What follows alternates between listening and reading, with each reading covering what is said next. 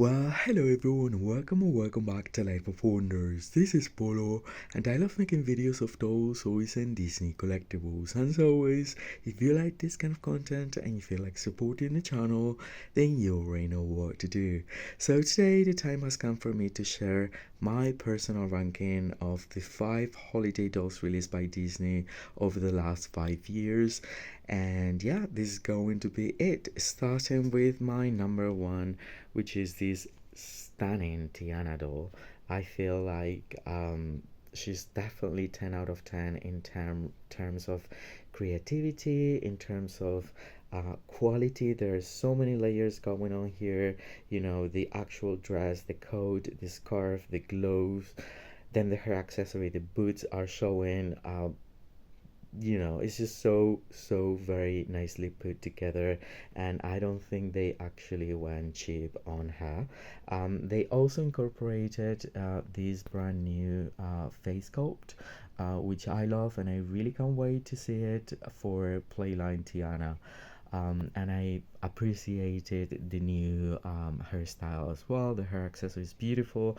Again, just 10 out of 10, really. We have to take into account that these dolls are about one third of the price of a designer doll, and this one in particular might even feel like a very basic designer doll, being one third of that price. So that is something to say.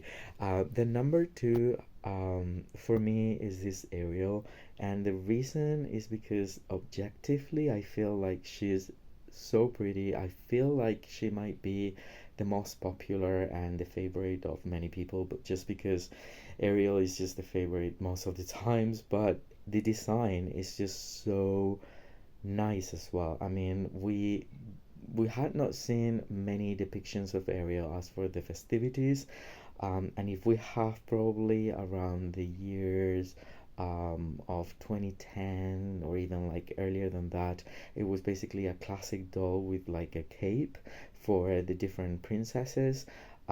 So this time around, it again, it kind of feels designer. It feels like the designer fairy tale, but without the embroidered details and the layers.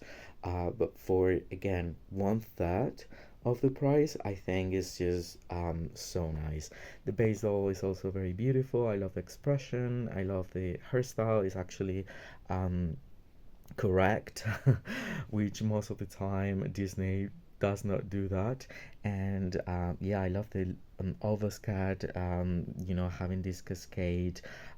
It doesn't need embroidered details because the printed on details are quite enough, and that is something that I wish Disney, you know, would stop using, because by now we've seen so much embroidery that is just like getting so heavy. I feel like when I look at the collections, and I know that that increases the price point, but in reality it isn't such a rare thing to, to apply a pre-embroidered kind of like pattern. So that is why, if they can provide us with, in between series that won't be as expensive, and just having printed on details would be really nice too. And so yeah, I love the lace around the sleeves, around the calf area there, the calf, yeah, the calves. And then we have this bow, which is beautiful, the photo mask, rhinestones decorating the skirt, beautiful. Now, number three has to be Tinkerbell. Now, I was hesitant between Tinkerbell and Rapunzel here, because I feel like I like them very similarly. But I decided to go for Tinkerbell because I feel like, even though we've seen so many um, takes on Tinkerbell for the festivities before, I feel like this one also has a lot of quality and thought put into it, like the different materials, the fabrics, the different layers as well, the construction of the dress itself. It's really nice, and it doesn't remind me of anything from like the Tinkerbell movies, so it feels quite original in a way. Right, and she's just looking so beautiful there. Now number four has to be Rapunzel. Rapunzel is gorgeous as well. I love the braid. I wish it came with like flowers or something, but you can definitely do that on your own. I love the hairstyle with that other braid there. The hair accessory, the face is very beautiful. And then same here, like I feel like we didn't have as many depictions of Rapunzel for the festivities, and I think they did a great job here translating the silhouette and the style of Rapunzel in the movie for like a winter festivity. So I love the over sleeves here with the printed on details.